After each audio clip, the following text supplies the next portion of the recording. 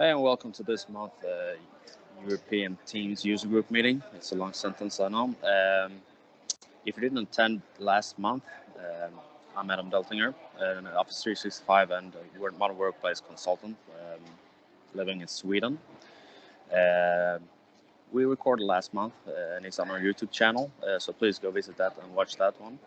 And we're going to record this meet as well, so we're going to have a link and the name of the.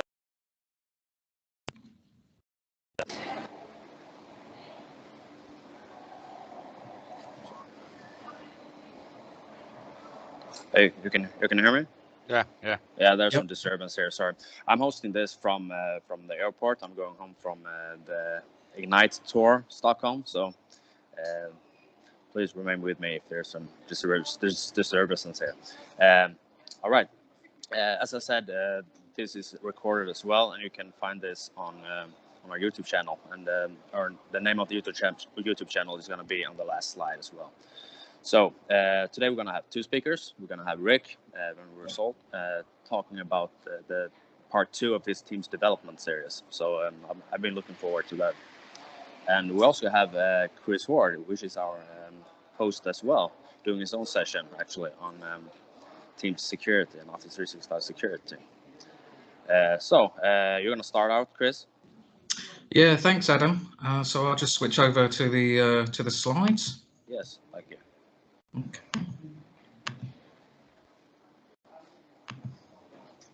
Okay, so I'm going to be talking about security in Microsoft Teams today. And to introduce myself, and my name's Chris Hoard. I'm a modern workplace. Still the old slide. Still see the old ones. Still see the old ones? Yeah. Let's just go.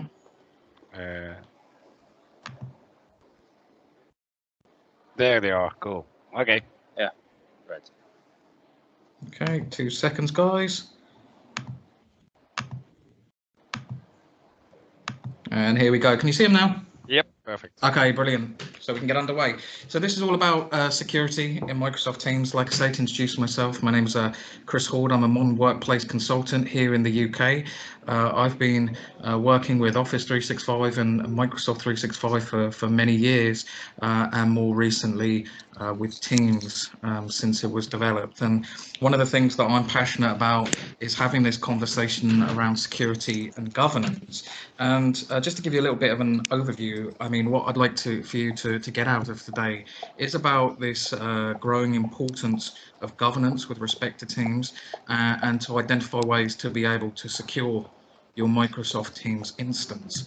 Now, we start out really by talking about the success of Teams. I mean, it's been huge, right? You've probably seen it all over social media, or at Microsoft events if you've attended them, like Adam has the last couple of days in Stockholm. As you can see by the recent numbers, over 500,000 organizations are using it, 91% of the Fortune 500 companies, 44 languages are now supported, and 54 of those customers have over 10,000 or more active users using Teams. So those are the latest figures. And that success is really born out of a number of drivers. The first of those is that Microsoft Teams is very relevant to the modern workplace narrative. Now, if we look at modern workplace all up and split them into their constituent parts, which is modern desktop, teamwork, intelligent communications, and security and compliance, you can say that modern desktop is being driven by the end of support for Windows 7 and Office 2010. Security and compliance here in the EU are being driven by factors like GDPR, but teamwork and intelligent communications are being driven by Teams and the transition for Skype for Business. So that's one reason for high Teams adoption and why we're seeing big numbers. In addition, we have to take into account the changing workplace. We're seeing now this influx of millennial workers who have different kind of expectations about how they would work. There's an increasing need to be mobile, to work on the go, to work out of the office. There's also, whilst an increased need of mobility, a decreasing need to work in a siloed way. We don't work as individual workers anymore. We work in teams. And also as well, there's a movement away from point solutions. Most of the customers that I'm speaking to would like almost a single app with which to access their other apps through, and for them to be as integrated as possible, as opposed to having to rope all these things together. Now, another driver is the kind of the user experience of Microsoft Teams. Just talking about those point solutions, this is bringing all of these apps to the users, and that is something that appeals to millennials. It appeals to teamwork. You can access all those applications through a single pane of glass. I've heard Microsoft Teams almost be talked about as the kind of the new OS, the way it's going, because everything that you need to be able to have a productive day is right here. But also as well, Microsoft are kind of supporting the adoption of Microsoft Teams with a huge number of resources. And some of these are just noted here on the right-hand side. You have the Adoption Hub, you have the Teams Toolkit, you have the Teams Knowledge Base, and they are constantly pushing out more and more resources to not only help you adopt it, but also to be able to adopt it what we would call sustainably, to get it right when you roll it out, as opposed to rushing and getting things wrong. And what we found up to, since Teams has been developed, is that problem of people rushing feet first into adopting Microsoft Teams. There's a great urge to collaborate, and as Teams adoption has gone up, we have also seen a rise in the need for Teams governance, things like the ability to better manage it, the ability to better secure it, and make it more compliant to company purposes. From my own personal kind of perspective, what we're actually seeing, at least here in the UK at the moment, is that we're seeing both a reactive need for governance in Microsoft Teams and a proactive need for governance. Now, in terms of the reactive need for governance, we're seeing businesses that jumped in feet first into Teams. There was no controls. It was literally just turned on for users, and users just started using it. They dived in feet first. They were adding all sorts of applications. They didn't really understand it, and they weren't taught about it, and providers didn't really work with them. And because of that, they start using Teams, and 6-12 months down the line, they have this problem. How can I, kind of best use Teams? How can I secure it?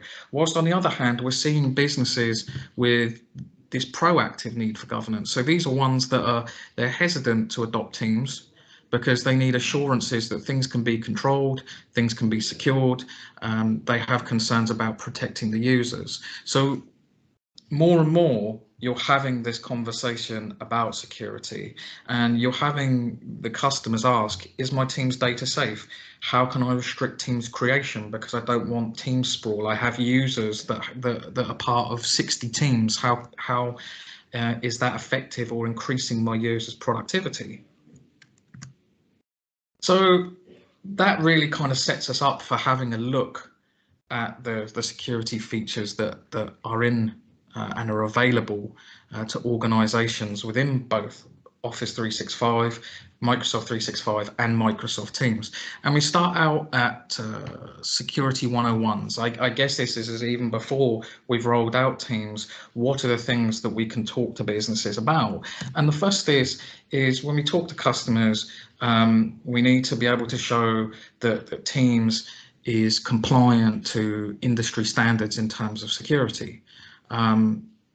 I often have conversations and I'll ask a customer, do you know any of these industry standards of which Teams is compliant? And they don't know. I mean, they could be adopting an application which has none of these, or they could still be using an application other than Teams that has none of these. So it's really important that if businesses are using enterprise applications, that these applications conform to industry standards. And with Teams, is compliant with ISO 27001, which is the ISMS, is compliant to 27018, the EU model clauses. as you can see on the right hand side, FedRAMP, HIPAA, SOC 1 and SOC 2. Teams is a Tier D application, which means that all these compliance commitments are enabled by default. So you can kind of rest assured that Teams, from a security perspective, is more than meeting industry standards when thinking about adopting it. The second thing to talk about is knowing where the data is actually stored. Of course, both in terms of residency, but also where the data actually sits within Teams. Again, if you have conversations with customers, I mean, I would encourage you to, the next time you talk to a customer about Teams, is ask the question, where is your data being held that you use in Microsoft Teams? And that leads on to such questions such as, how do we access, or how are your users accessing it? Where are they accessing it? How is Teams architected? These are all important things for customers to be able to understand before they actually adopt the service, or if they have already adopted the service, they need to kind of almost take one step back so that they can almost have a bird's eye view on what Teams is, where their data is, because if we don't know, how can we ever begin to protect that data? The next thing is all about a teamwork assessment. So this is something which I would kind of recommend engaging with customers. It's a good piece of professional services or project work that you can do straight away from Microsoft Teams. You can look at how the company actually uses, or how they use teamwork today, what apps they're using, what devices are they, and this is an actual engagement, and you can download this from Microsoft today. If we do, again, this kind of, if we go back to the data to secure, this is all asking about what is it you do today, mapping that out, because if we understand, then we can have a more secure implementation of Microsoft Teams. Now we move on to authentication and access. Now, one of the things you can do from the very start is go beyond just the username and password with Microsoft Teams when you sign in, whether that's through the mobile app, through the desktop client, or through the web. Multi-factor authentication goes beyond that basic username and password. It hardens against front door attacks. It protects against brute force attacks. It protects against credential harvesting. Several things that it can do that can pull up the security straight away, not just on Microsoft Teams, but in all your applications within Office or Microsoft 365. And with multi-factor authentication, you can also use the Authenticator app on mobile as well. So MFA works by something that you know and something that you have. Or something that you are. It's that multi-factor, and traditionally you would use multi-factor with your username and password and something like a code. Well, this kind of goes away with the Authenticator app. With this app, it's simply a touch of a button. You can authorize sign-in to go on top of your username and password. It makes the whole multi-factor authentication experience a lot easier. And with the Authenticator app, you don't just protect your Office 365 account, you can also protect things like your Microsoft accounts. Now, why is that important? Well, because people can hack your credentials through your MSA accounts or your personal accounts outside of your work accounts, because organizations tend to use both and communicate between both. So using multi-factor authentication for Teams, as well as the Authenticator app, is going to boost your security tremendously on the front door. In addition to these, you can also use conditional access. Now, conditional access is setting conditions upon which you can access your applications such as Teams. You would use this in conjunction with MFA. So, for example, you can control where your users access Microsoft Teams from. An example of a conditional access policy would be to limit access by IP range. So that is the location from which you are accessing it from. And organizations that implement conditional access tend to have policies such as my users can only access it from within the geographical location of my business. So that means is that you can just have some users that can access Teams within their working location as opposed to being able to access it from anywhere. And I think that's really important because you have to ask the question, do all users need to be able to access Teams from anywhere? I see lots of organizations where maybe 20 or 30% of users need to do that, but not all of them do. So if we can kind of restrict where you can access Teams from, or on the devices that you can access Teams from, then we're taking another step to protecting our actual data and our Teams instance. And one of the things, another thing to go along with conditional access is Azure AD Identity Protect. This is a service which calculates sign-in and user risk levels. So what that means is that will measure such things as if one user, let's say they're based in the UK, accesses Teams, and another user an hour later accesses Teams from somewhere like Thailand, then there's no possible way that they could do that because they couldn't travel between the two locations in an hour. And then that you would get a notification of that risk event, and then the policy would either block the actual account itself from being able to sign in. So you would use Identity Protect in line with the conditional access with the multi-factor authentication. A couple of more things that we could use is Azure AD Password Protect. This is a service that has been introduced fairly recently. And this is centrally banning easy to guess passwords. I think from being in IT for some years, and you come across ones like pass.123, your company name .123, password, which is PA, $, etc. And if we can ban those low lockout thresholds, it will also protect against password spray attacks. So by banning that, you're making your password stronger, and when implementing that with MFA and conditional access, you are raising the bar all the time on how people can actually access Teams. And the last thing, and one of the most important ones, I think, is role-based access control, particularly around your Teams admin roles. Now, I think it's over the last year, Microsoft have introduced specific Teams admin roles.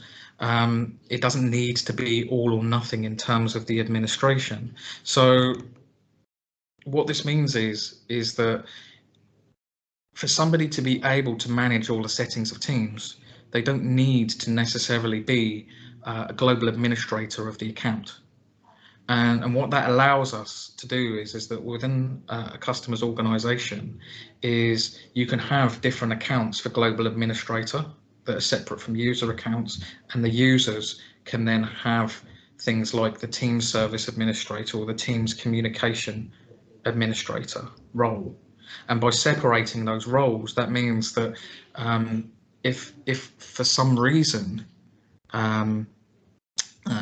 a user, let's say, gets hacked, then they do not have the keys to the kingdom for the organization.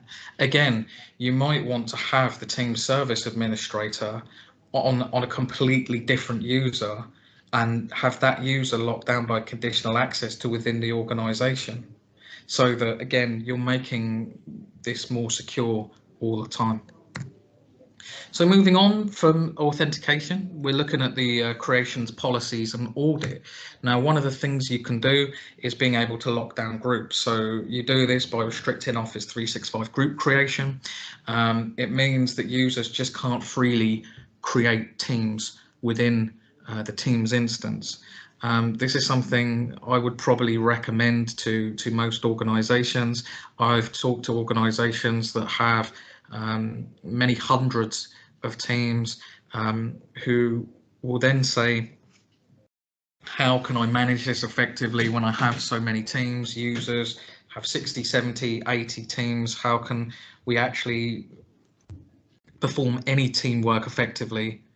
Well, if you lock down the Office 365 group creation and have users request to be able to have those created, then you would stop all this team sprawl, which has been very topical lately. But also as well is you're restricting the attack vector by actually doing that. So what I mean by that is that you don't have so many places within your Teams instance that can be compromised by either external or internal attacks.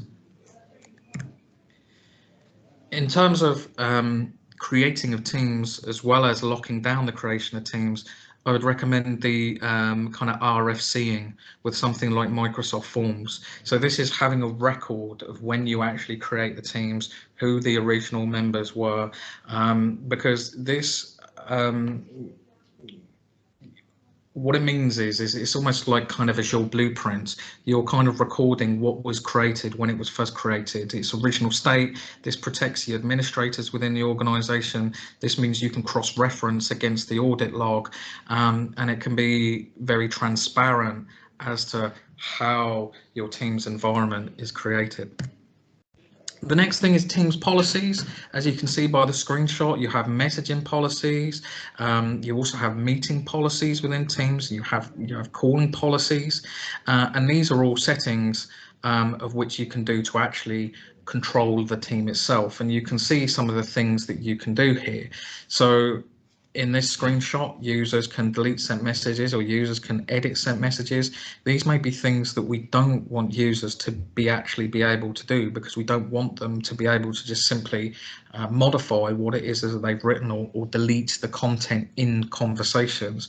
We want it to be there just in case we ever have to investigate anything. This kind of can prevent things like insider threats. This can prevent things such as harassment within the kind of organization, and sometimes that's really important if ever it moves to a legal basis.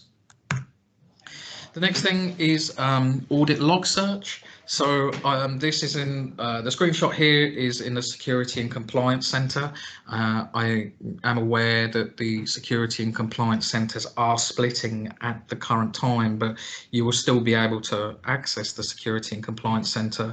The Audit Log Search is a powerful tool because this records what actually happens within Teams and all those Teams activities. So ensure this is turned on if it hasn't been within your Office 365 environment.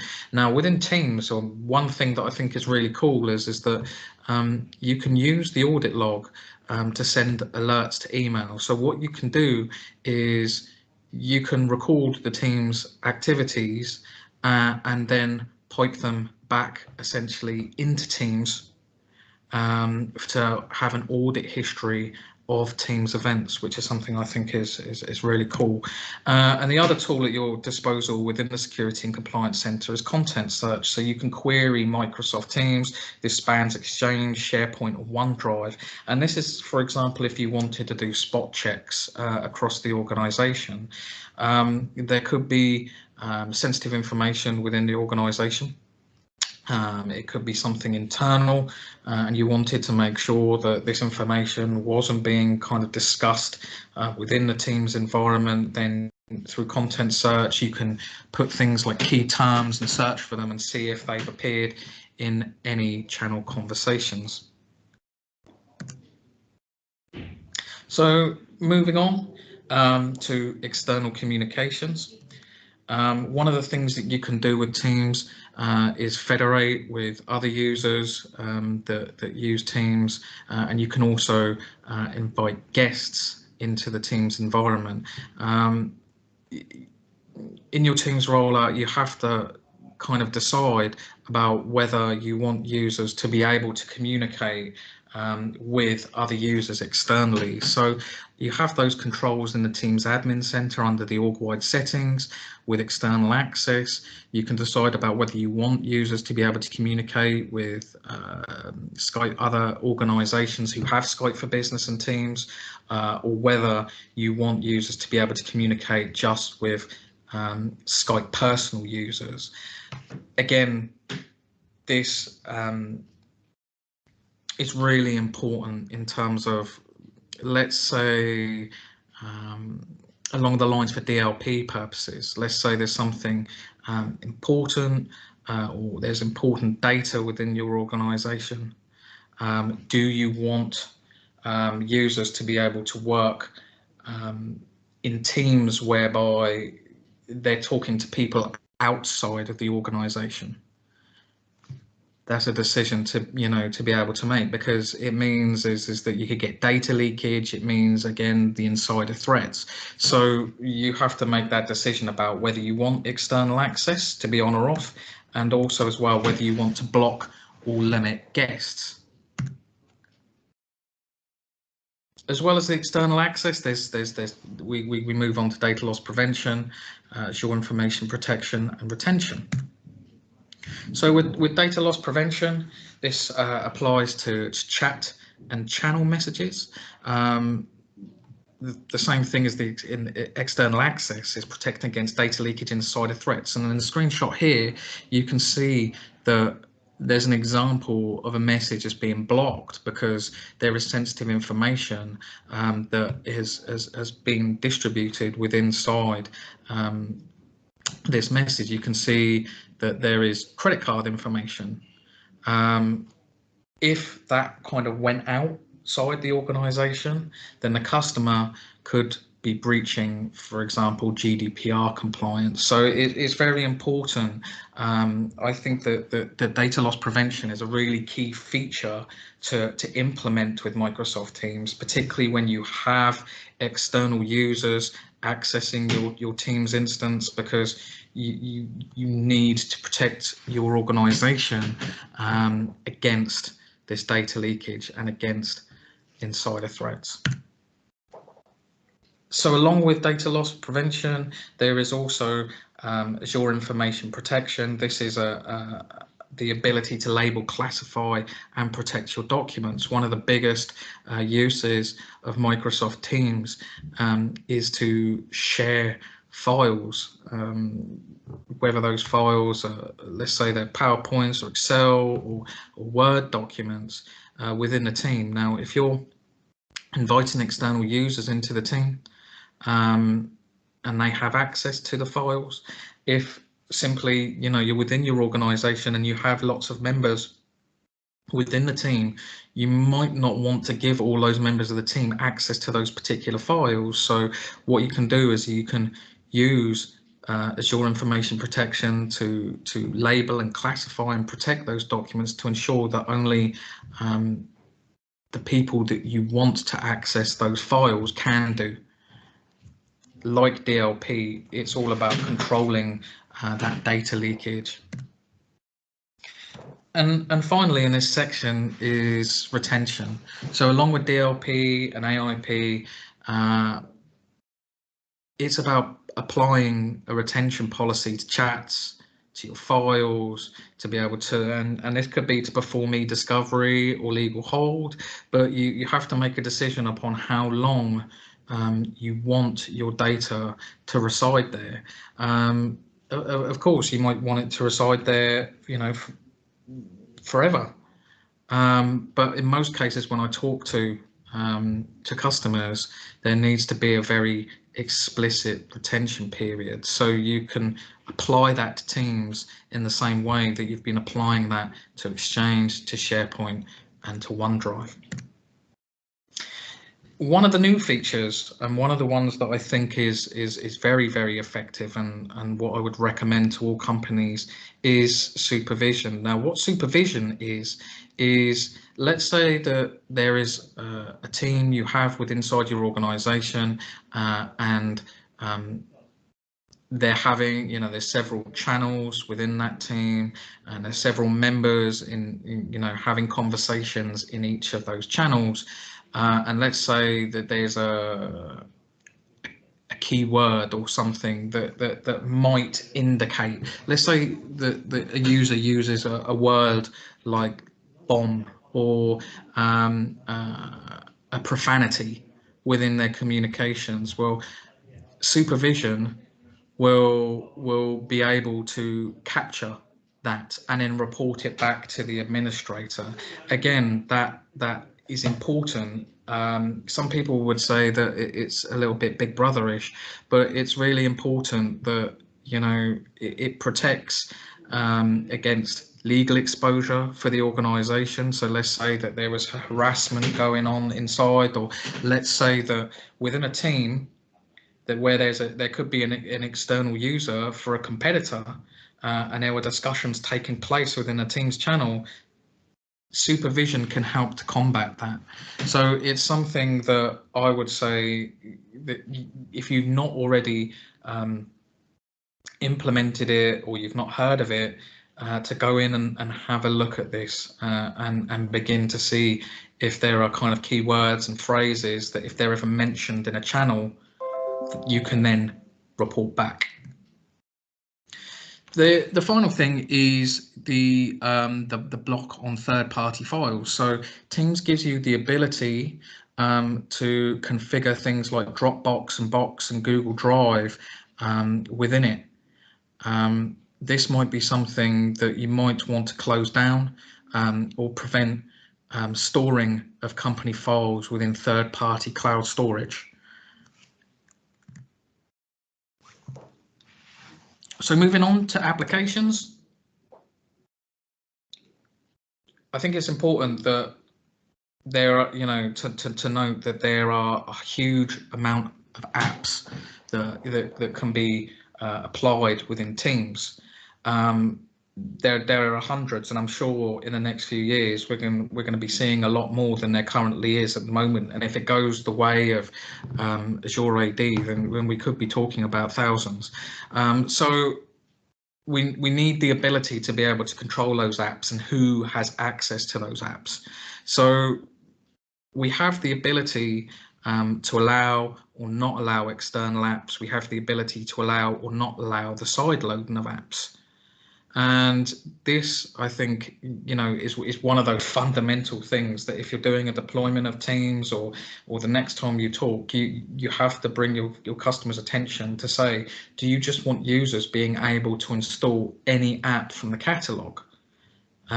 Because, they can just go along and do it, and you might not have visibility of them using third-party applications, say, in your environment. But it's not also just about controlling the apps. It's about understanding what it is that you're using. And as you can see here, I just thought this was really interesting. There was an application that was brought into Teams not long ago called Q, and it's an AI application. And if you actually read all the information about that application, then it harvests lots of details about you and what you actually do, and how you actually use it. And one of the most important questions, I think, when talking about applications and you're having a conversation with a customer is, do you understand everything that you're actually using and what data it actually collects on you? And I think the answer to most from most administrators that I've spoken to is no, we don't know exactly either what applications our users are using or what information that these parties are collecting. So there really does need to be this kind of screening of an application when we put it into the Teams environment, and that includes actually looking about what it's actually collecting on users. When you use that third-party application, do you know where that app data is held? Do you know if that app is in compliance with your industry?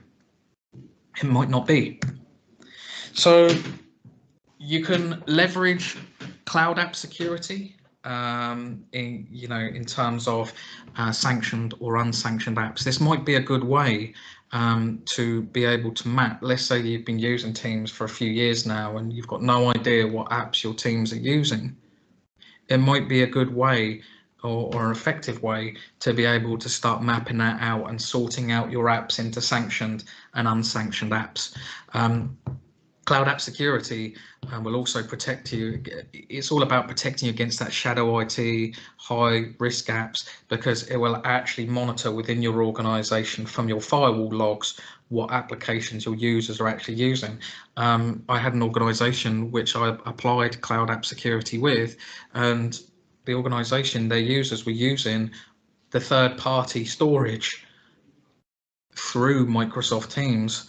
And that helped the organization be able to say to those users, we need to move the data out of that third-party storage into SharePoint or OneDrive, and then they closed off that third-party storage. And you also have, of course, Intune. So Intune, I haven't seen a lot of organizations use Intune with Microsoft Teams, but it's important to know that you can control a deployment of Teams with Intune, but you can also apply app protection policies. And this is particularly important with using Teams on the mobile device. If you put an app protection policy on it, you can make sure that the data is not downloaded out of the Teams application onto the mobile phone of the user. I mean, the user could have a personal phone that they've just bought down the, a shop down the road. It could be jailbroken for as much as anyone knows. So by using Intune, you can control how Teams is actually used on the mobile device.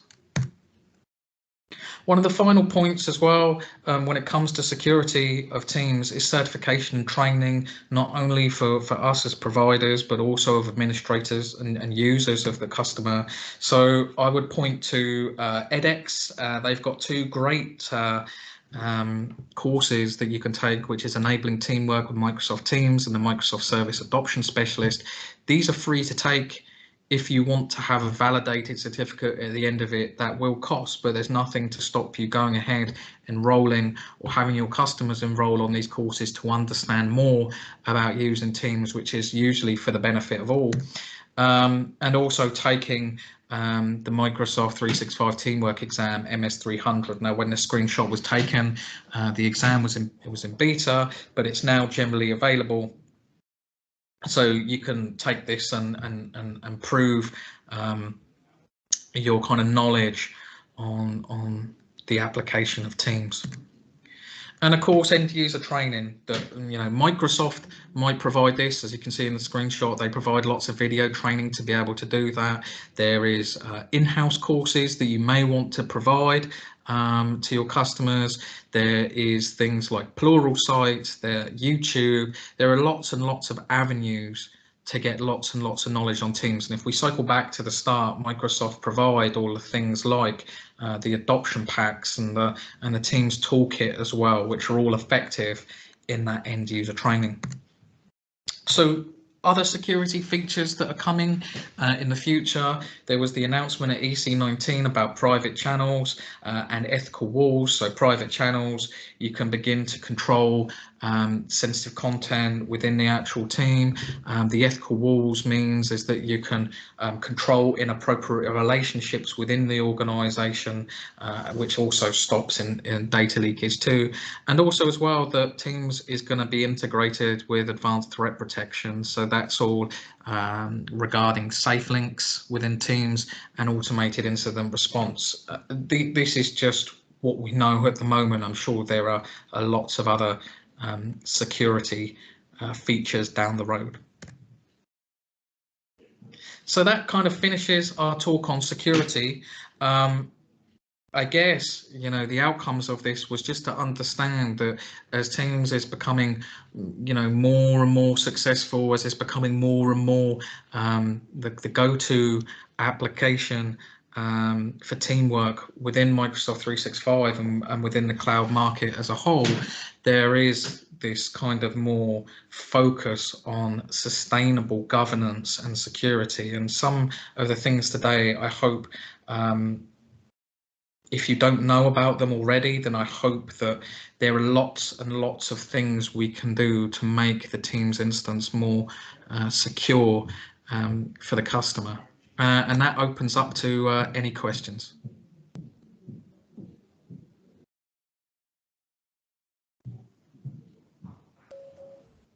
All right. Thank you for that great presentation, Chris. I have some speakers in the background here. Sorry for that. Great stuff in there, Chris.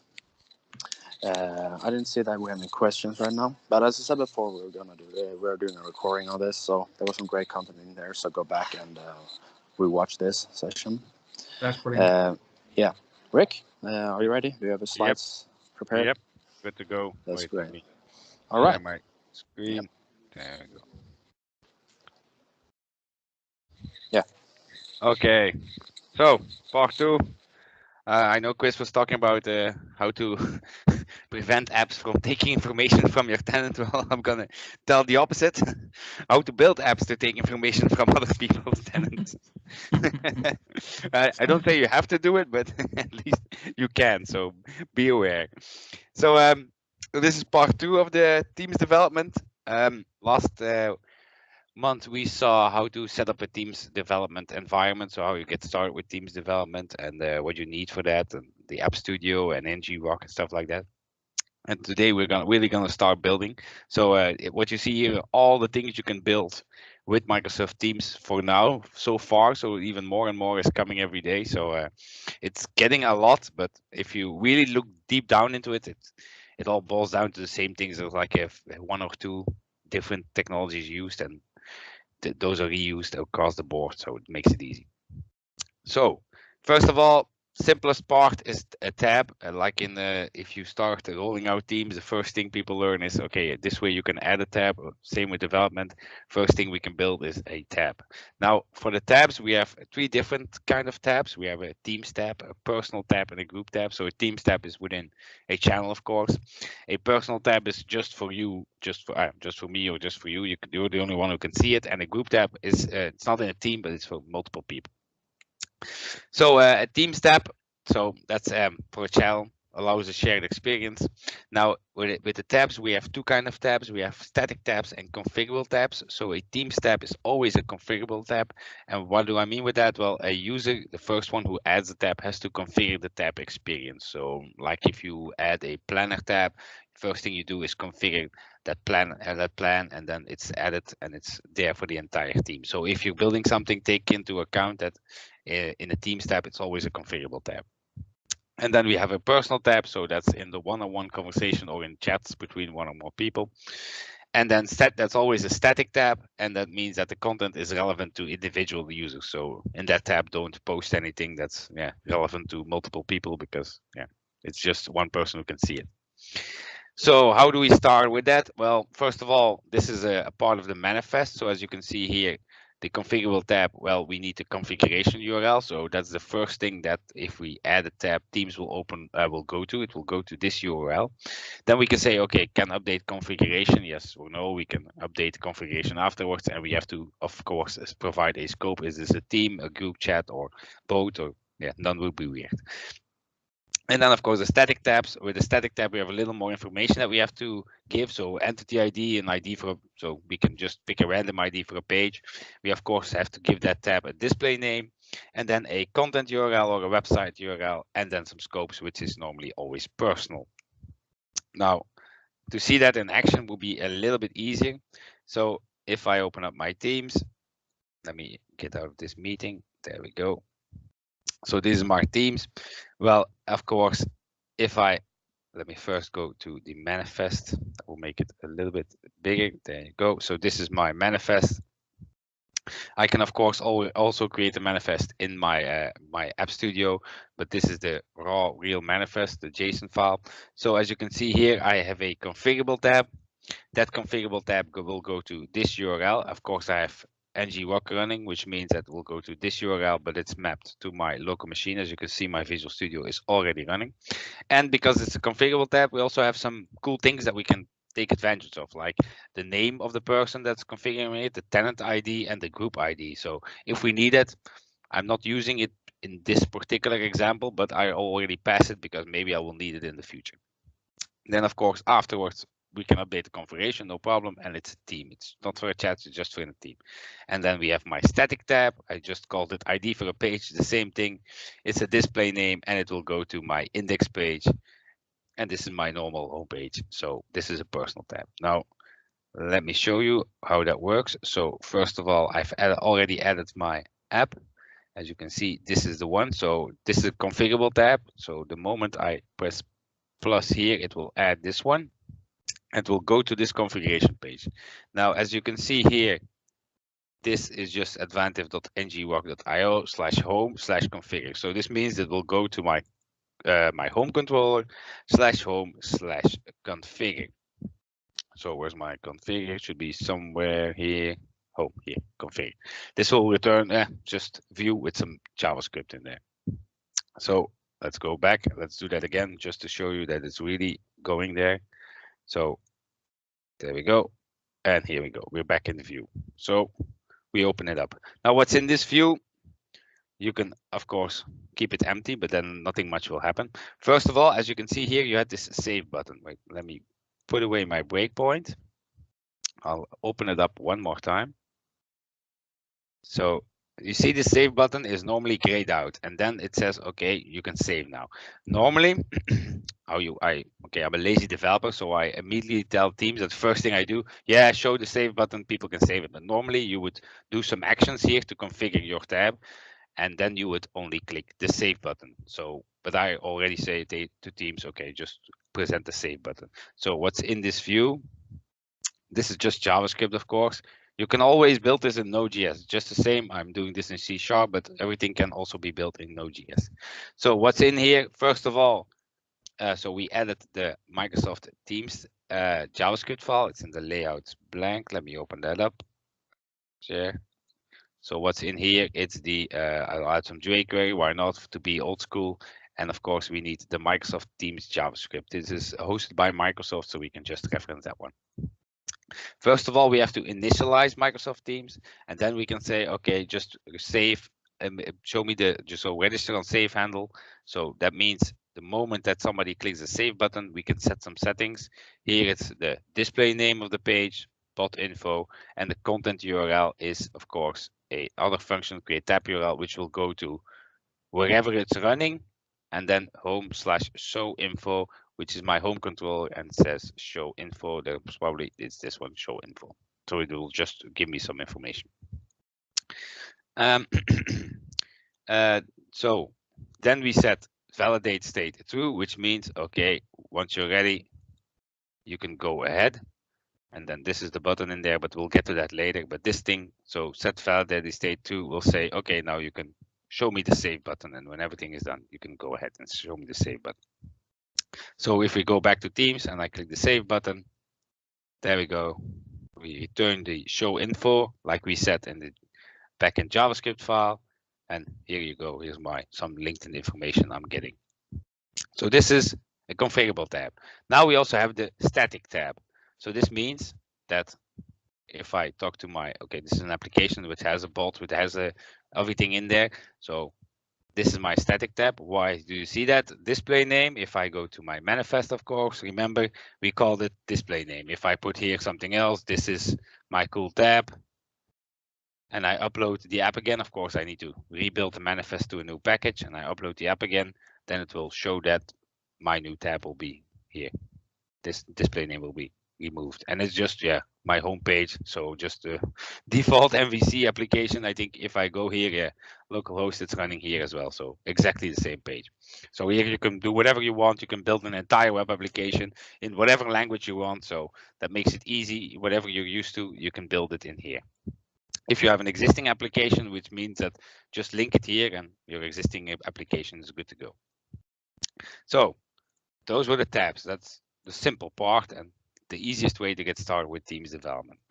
Now the next one is bots. Of course, we have I can talk for hours about bots. We have a lot about bots. So first of all, the bot scopes. So how does a bot work? Well, it's the same as a tab. We have a team bot, we have a personal bot, and then we have a group bot. The team bot is the same. So it's for in a channel, in a team. Personal bot is one-on-one conversation, and a group bot that's now currently in dev preview. So if I'm chatting to you or with 2 or more persons, not in a team, but just chatting to each other, we can pull in a bot if we want to. But that's still in preview, so that will come. Now, the main difference between a bot and a normal person is, well, if you go to Teams, a bot will have like a hexagonal avatar icon instead of a round one. And of course, a bot is always online and never sleeps. So if you build a good bot. Now, the team bot, that one is visible in the channel, but for people to use that bot, they will have to add mention the bot. So every time they will have to add mention bot, which means in your code, you will also receive the add mention. So the add name of the bot will be in your, in the text that's sent over the wire. A personal bot, which means one-on-one. So you can just start typing, whatever you type will be coming across the wire. Now, how do we start with a bot? Well, first of all, this is our manifest. So we have some information we have to fill in. So same as here. So we have our bot ID, which I get from my bot framework. We need a channel selector. So depending, do you want the bot to be added to a channel automatically or immediately? Does it always have to be in a channel? Is notification only means that I'll get to that in the next part. But you can also create notification only bots, which are only available. The only purpose a notification only bot exists if you want to add something to somebody's activity feed. Then of course we can add the scopes, and then with something we can do to command list. It's called command list. So that's also with scope, so team or personal. Why is that? So let's say for instance I have my bot. Well, where's my bot? Let me see if I can find him here.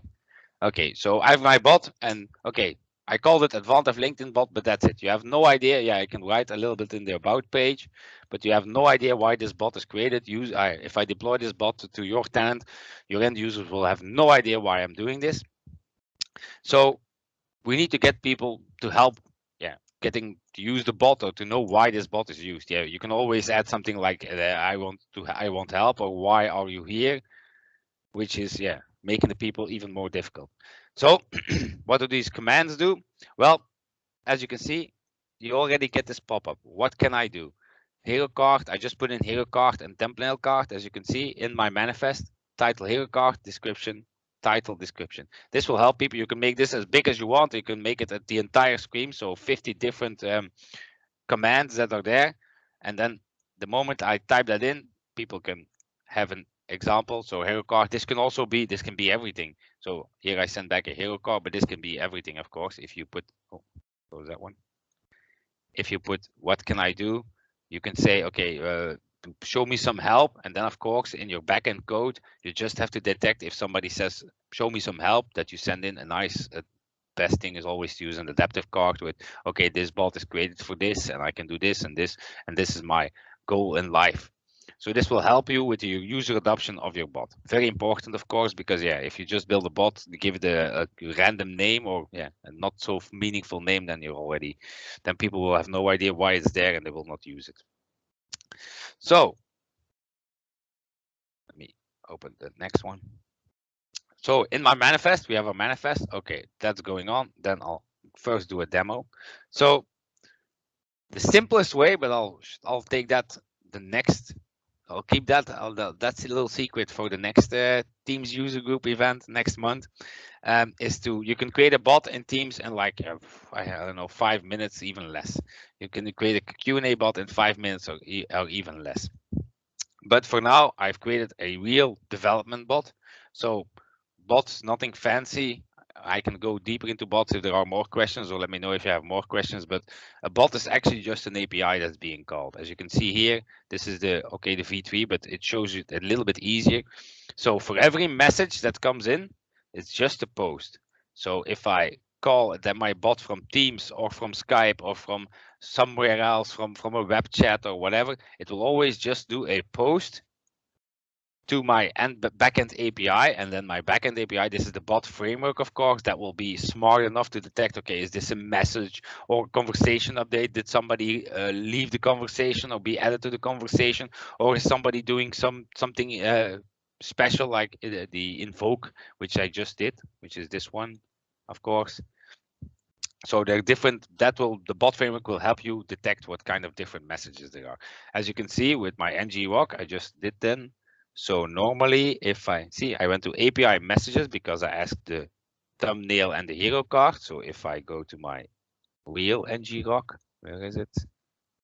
Should be, let me open it up.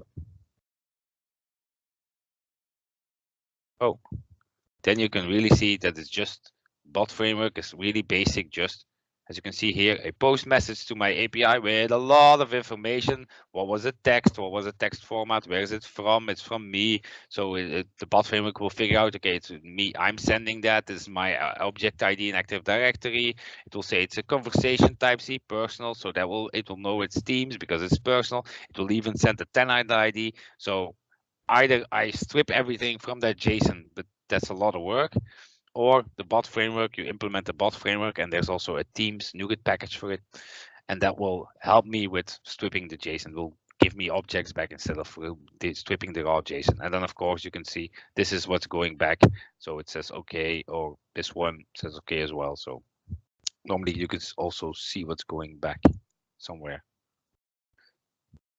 So the bot framework.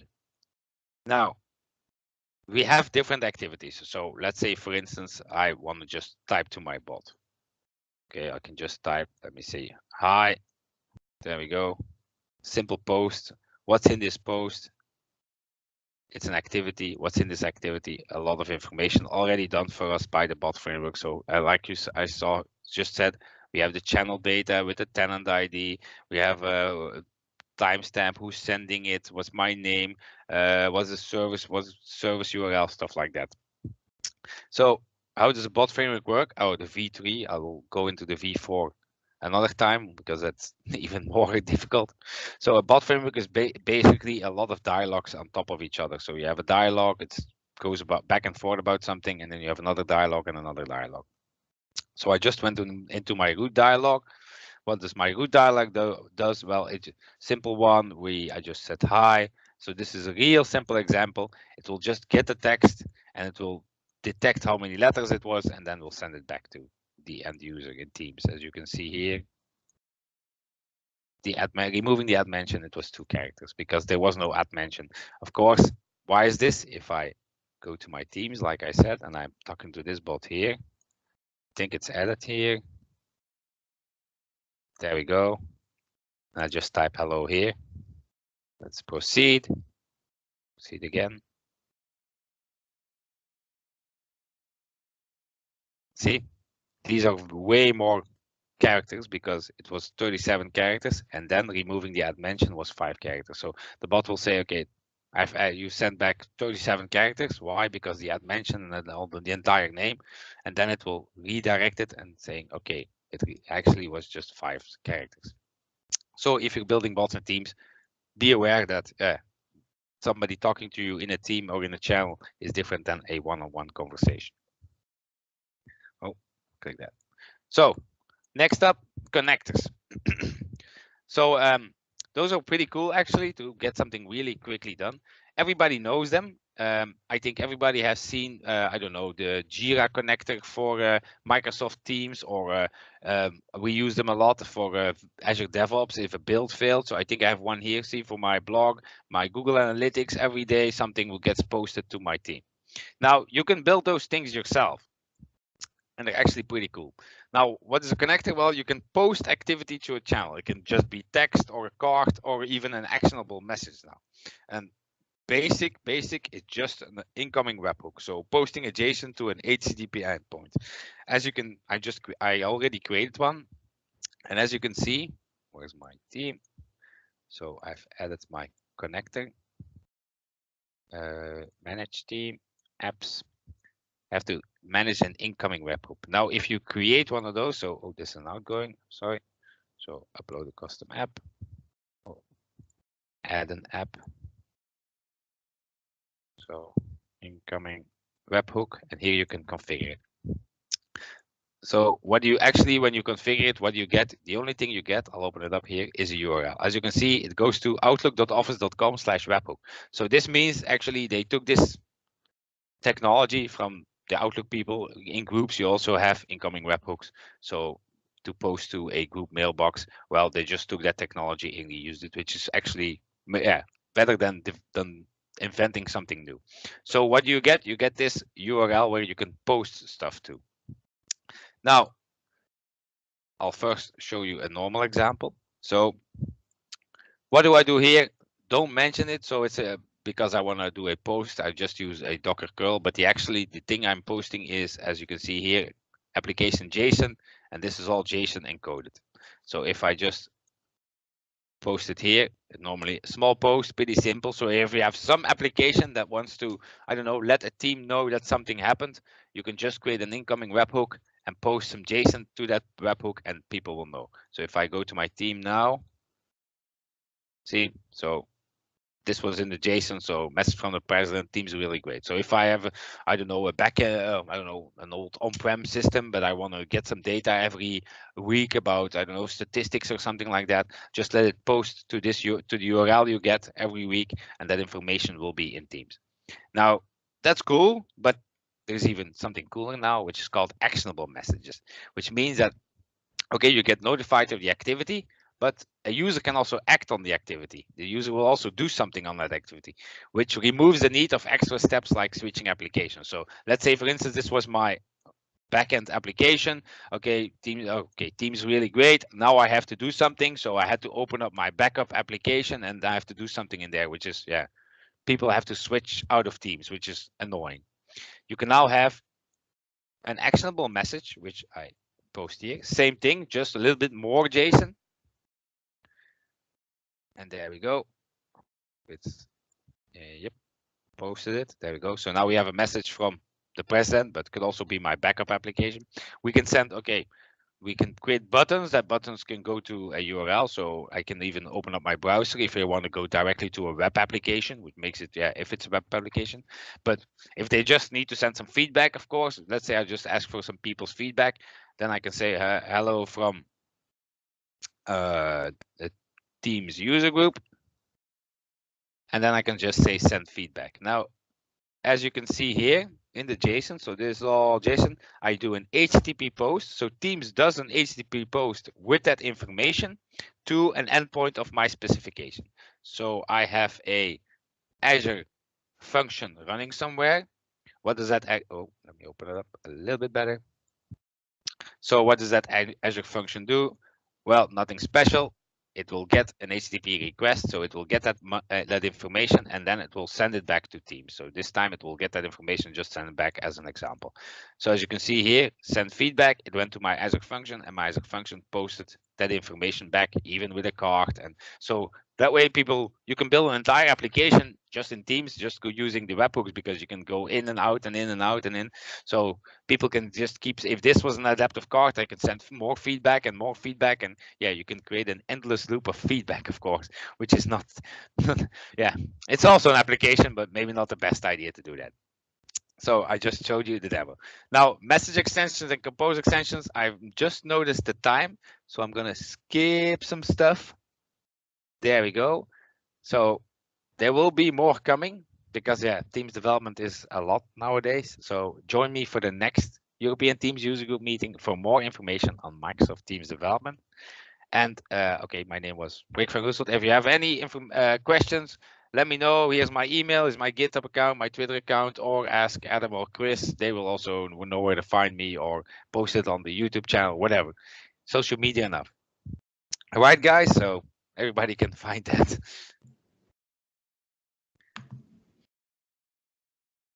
Now, let my meeting go. There we go. So any questions? Not yet. I think that was really good, Rick. Yeah. I'm really enjoying the series. I mean, it's one of those serial things, Whether it goes into 3 or 4, I just think that it's really, really good. And we've had a lot of great feedback from the last one. I know we'll have a lot of good feedback on this too. And you know what? It explains it just so clearly and so simply that I think that it's going to make it a lot more accessible for a lot of people. So I guess just to wrap up, Adam, are you still sitting in the? You still there? Still in the airport, I guess. Yeah, he might not be available. He might have already had to go to the gate or something like that. I think his flight's at 4. So I just want to really say. Yes, I'm still here. But Oh, you're there's still a lot of there. Cool. You're still background there. noise. Yeah. So Are I keep myself you through muted security? so far. Yeah. Yeah. Yeah. Okay. Well, I just wanted to take the time to say Yeah. thank everyone. Yeah, exactly. Yeah. Yep. Yeah. I'm through security, but I'm just. Yeah. Thank you. Oh no, he's had to go off again. I think somebody's probably searching his bags or something on the way back to Malmo. Just a thank you to everyone. Thank you, Adam. Obviously, you're kind of doing this on the fly. So thanks for organising the meeting, Rick. Thanks once again. No problem. Thank you for your cool session. And I think Adam is the first one organizing a user group event from the airport. Yeah, that's right. And thank you to everyone who's attended. Oliver, Tommy, thank you very much. These sessions will go up on YouTube in the next day or two. So we'll announce that on Twitter. Just for next month. So if I kind of just give you the timings for next month. Okay. I think that will be the 23rd, I guess. 30th. Okay, cool. So it's the 30th, yeah. So Thursday the 30th at 3 GMT or same time, 4 Central Time, and just to kind of get the word out in terms of that we're always looking for speakers. It doesn't matter if you're an MVP or an MCT or just getting started in Teams. We want this to be as kind of democratic and as participatory as possible. Our case study was always also cool. Always. Yeah. Because there are a lot of passionate people and a lot of people, and it can be a broad thing. I know Rick and I have done some quite broad kind of subjects in terms of security and development, but it could be something kind of quite narrow in terms of whether you talk about shifts or a particular type of app integration. We're really open to ideas. So if you can reach out to us at EuteamsUG@outlook.com. You can reach out to us on Twitter, either through EuroTeams or through Adam or mine. Rick has worked with us a lot, and I'm sure he will do over the next few years. So I'm sure you can reach out through him or Vesa Nopanen or a number of people. So I just want to take the time to say thank you very much to everyone, and I look forward to seeing you next month. Okay. See ya. Take care. Bye-bye. See you. Bye-bye.